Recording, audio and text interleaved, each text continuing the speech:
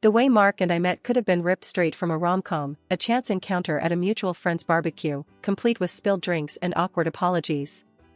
He was charming, with a quick wit that had me laughing despite myself. Before I knew it, we were inseparable, our love story unfolding with an ease that felt like destiny. Our wedding was a dream, a simple yet heartfelt ceremony surrounded by those we loved. Mark, with his career in finance on the rise, was the picture of success, and his insistence on a prenuptial agreement was just another part of our planning, a practical step, he said, given our differing financial situations. I didn't mind, my love for him wasn't measured in dollars and cents. Carol, Mark's mother, was a tougher nut to crack. She looked at me like I was an unwelcome guest, her coldness stark against the warmth Mark and I shared. But love has a way of making you overlook the small stuff, and I was too happy to let her disapproval dampen my spirits.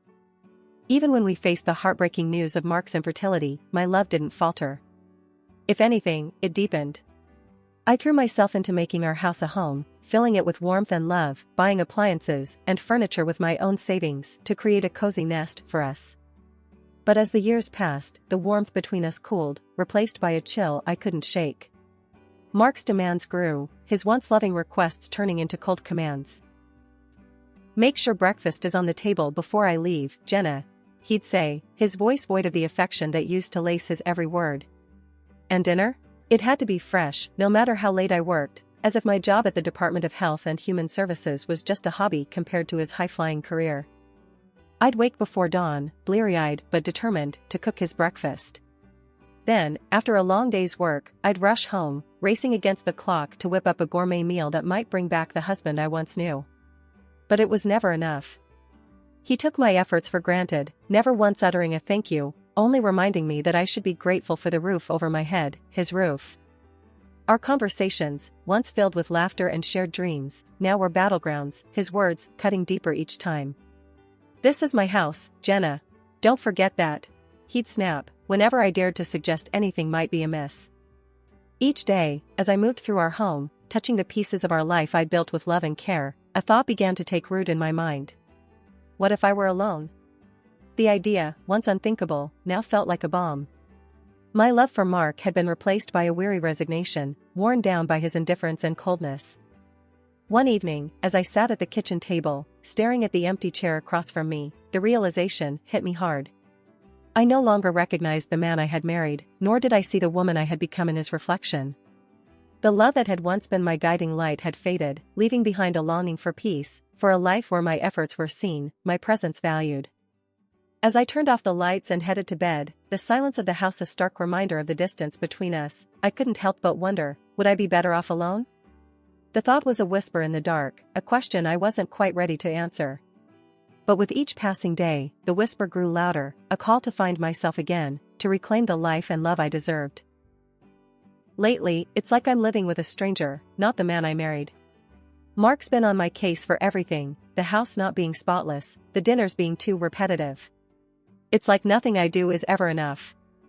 I've been finding solace in solo trips to the mall, picking out new furniture and gadgets for our home, trying to fill the void with material things. But even that joy is fleeting when I come home to his coldness. It hit me hard when I realized Mark hadn't put a single penny into our joint account for months. All the expenses, the mortgage, utilities, groceries, have been coming out of my paycheck. So, one evening, I decided it was time to confront him. I waited until he was settled in his armchair, flipping through the channels, and I brought it up, trying to keep my voice steady. "Mark, we need to talk about the finances. You haven't contributed to the joint account in months." "I've been covering everything," I said, hoping for some understanding, maybe even an apology. He barely glanced at me, his eyes still on the TV. "And? It's my house. You're just living in it. Why should I pay for your keep?" he shot back, his words sharp as knives. I couldn't believe what I was hearing. "Your keep? Mark, I'm your wife, not some tenant. I've been paying for everything, trying to make this house a home for both of us," I argued, feeling my temper rise. He snorted, a sound that made my skin crawl. "Look, Jenna, you're making a big deal out of nothing. If you don't like it, maybe you should just leave. But we both know you've got nowhere to go," he said, turning back to his show.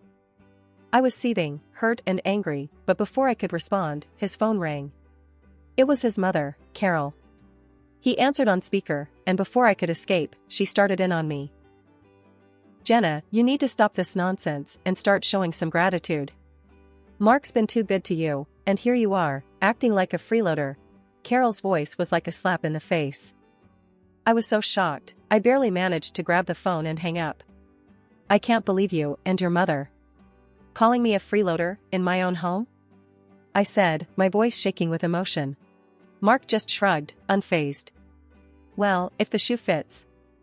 That night, I lay in bed, staring at the ceiling, feeling more alone than ever.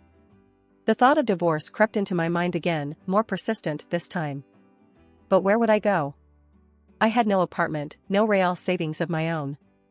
I felt trapped in a life that no longer felt like mine, married to a man who saw me as nothing more than a burden. The next morning, I woke up to an empty bed and a heavy heart. As I made my way through the silent house, every room echoed with the remnants of last night's fight. I knew something had to change, but the fear of the unknown, of starting over from scratch, was paralyzing. Sitting at the kitchen table, sipping my coffee alone, I realized I had to make a decision. Do I stay in this loveless marriage, playing the role of the grateful freeloader, or do I take a leap into the unknown, hoping to land on my feet? The answer wasn't clear, but one thing was, I couldn't go on like this. The breaking point had been reached, and it was time to choose my path. That day at work was a marathon, one meeting after another, no end in sight. I glanced at the clock, knowing Mark would be fuming. Just my luck, I muttered under my breath, finally grabbing my phone to give him a heads up. The moment he picked up, I knew I was in for it. This is your problem, Jenna. Not mine. You should have been here, cooking dinner, not playing around at work. Mark's voice roared through the phone, loud enough for the whole office to hear. My cheeks burned as I quickly ended the call, avoiding the curious glances from my colleagues. By the time I got home, it was late, way past our usual dinner time. The house was dark, silent, but the moment I stepped in, Mark was on me like a thunderstorm. Where have you been? A good wife would have had dinner waiting. What are you even good for? His words were like daggers, each one slicing through the last bit of patience I had. I was tired, emotionally drained. Mark, I had to work. You know how important this project is. I tried to explain, but it was like talking to a wall. A bad wife and a terrible hostess. That's what you are. He continued, his voice reaching a pitch I'd never heard before. You know what? I've had enough. Pack your things and get out of my house. I stood there, shocked, as he shoved the divorce papers in my hands. You'll be homeless without me, he said with a cruel laugh. Something inside me snapped. All the years of bending backward for him, trying to be the perfect wife, vanished. Living in a shelter would be better than enduring one more day with you. I shot back, my voice steadier than I felt. Without another word, I signed the papers, my hand not shaking even a bit. I packed my things into a suitcase, the weight of my decision settling in. As I looked around the house, our house, it no longer felt like home. It was just a building, filled with broken promises and shattered dreams. I booked a room at a nearby hotel, a temporary refuge from the storm. Lying in the unfamiliar bed, I realized this was the first night in years I didn't have to worry about what Mark wanted for dinner or if the house was clean to his standards. It was just me, and strangely, it felt like a weight had been lifted. The decision to leave was hard, maybe the hardest I've ever made. But as I drifted off to sleep, a part of me felt excited for what the future might hold. For the first time in a long time, I was in charge of my own destiny, no longer tied to someone who saw me as less than. Tomorrow, I would start anew, and whatever challenges lay ahead, I was ready to face them head-on. After the whirlwind of leaving Mark and finding myself in a hotel room, the reality of my situation began to sink in. It wasn't long before I got a call that would have once sent me spiraling. It was Carol, Mark's mom, her voice dripping with something like glee. Jenna, dear, she practically sang into the phone. I just heard the wonderful news. My boy has finally come to his senses and divorced you. I'm popping champagne tonight. It's a celebration, dear. He made a huge mistake marrying you, and now it's corrected. Her words, meant to wound, barely scratched the surface. I was past caring what Carol thought. Time will tell, Carol. Time will tell, I replied calmly, a sense of detachment washing over me. I hung up, a small smile playing on my lips. For the first time in years, her barbs couldn't touch me. A week of navigating through my new reality had passed when I decided to open up to my boss about everything. The burden of pretending everything was fine was too heavy to bear alone. I expected sympathy, maybe some understanding, but what I got was a lifeline. "Jenna, I'm so sorry you're going through this, but there might be something that can help," she said, her tone shifting from comfort to businesslike. "There's a municipal housing program designed for situations like yours. It offers affordable housing solutions to those in need. I think you should apply. I'll help you." Her offer was a beacon of hope in the overwhelming darkness I'd been navigating. With her guidance, I applied for the program, and to my surprise, I was accepted. The relief was immediate. It was like I could finally breathe again. Now, I'm renting a small apartment, modest but mine. It's quiet, peaceful, a stark contrast to the life I left behind. There's no need to tiptoe around in the mornings, no ungrateful husband to cook for or clean up after. It's just me, and it feels liberating. Sitting in my new living room, surrounded by boxes yet to be unpacked, I couldn't help but reflect on the journey that led me here.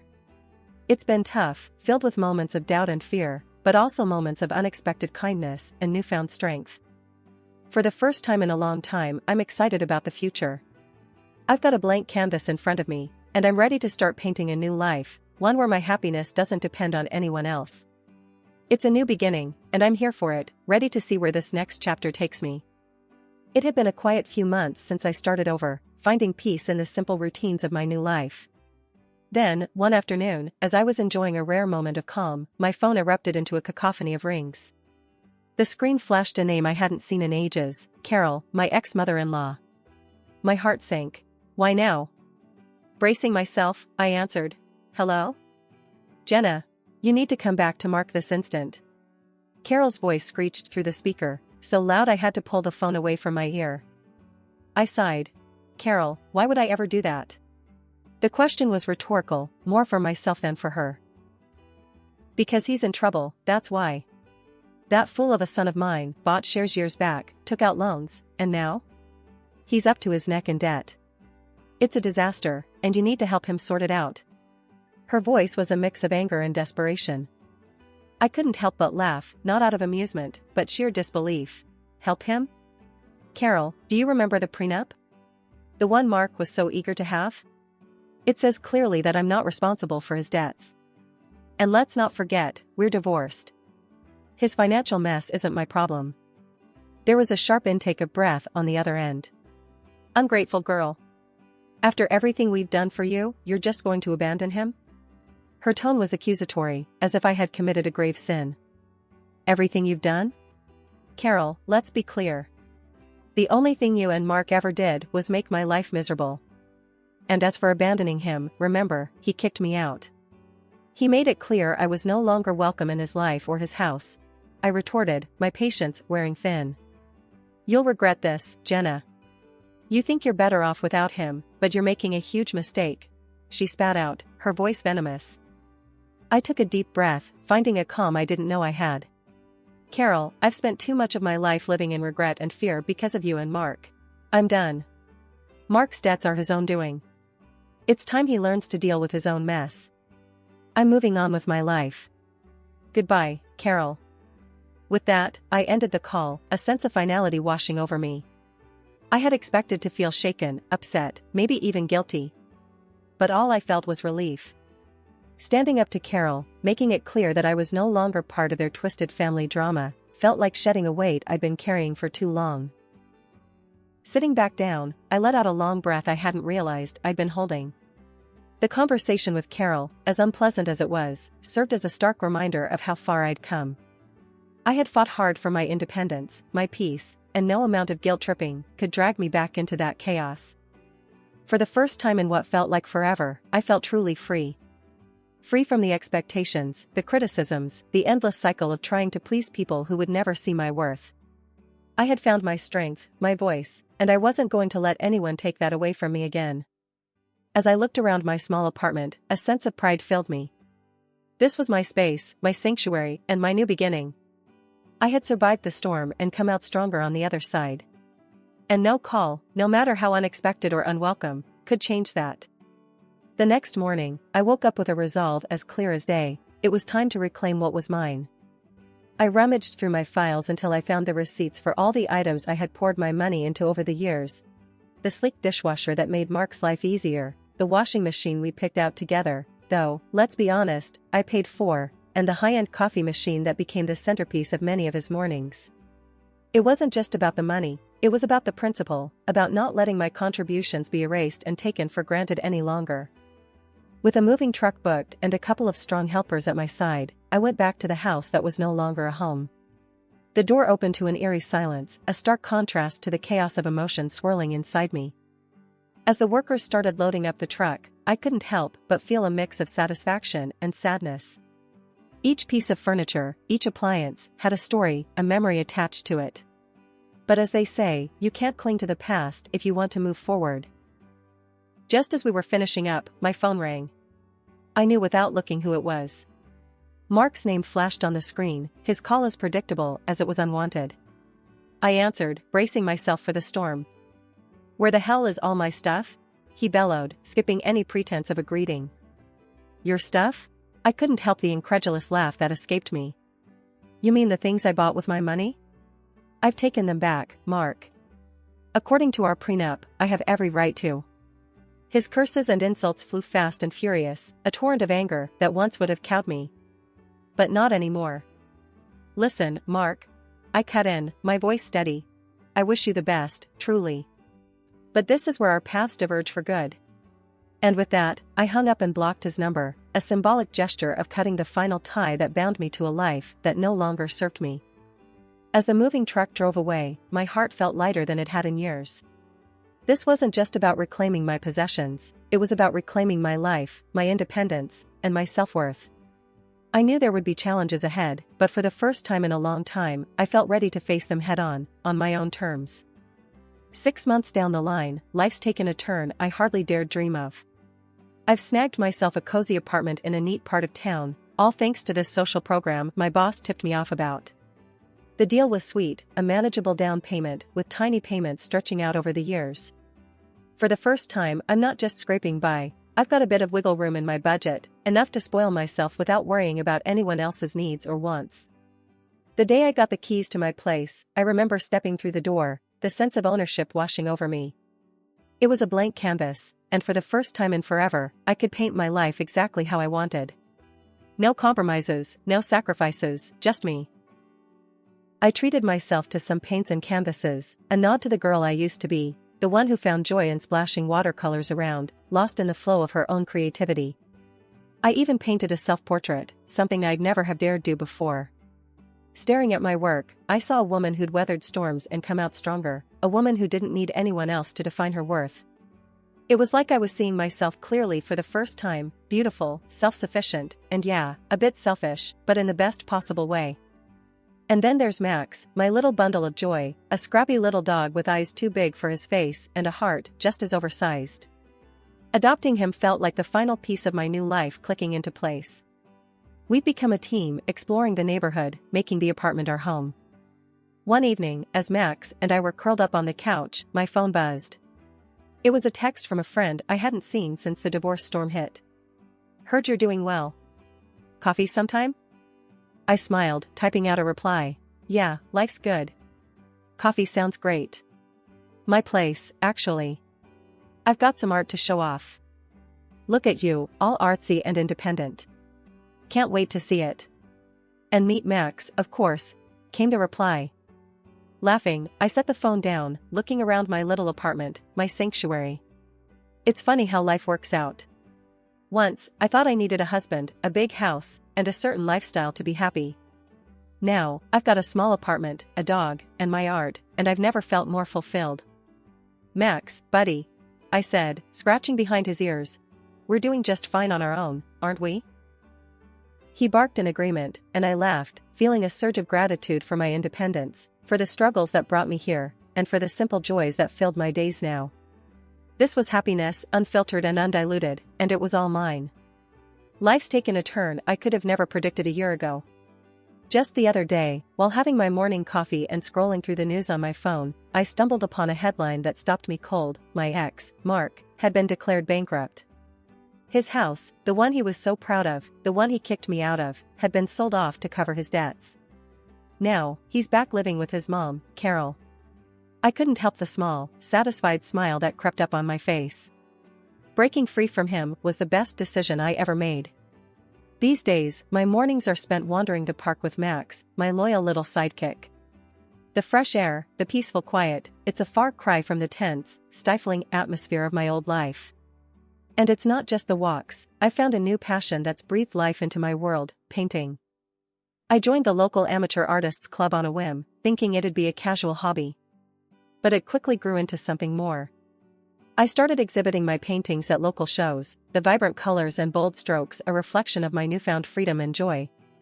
At one of these exhibitions, my path crossed with someone unexpected. I was standing beside one of my pieces, a watercolor that I felt particularly proud of, when a man approached. He studied the painting with an intensity that made me curious. "That's quite beautiful," he said, nodding towards the canvas. "Did you paint this?" I couldn't hide my grin. "Yeah, I did. Thank you." We got to talking, and it turned out we had a lot in common. Before I knew it, we were sitting in a nearby cafe, chatting over coffee like old friends.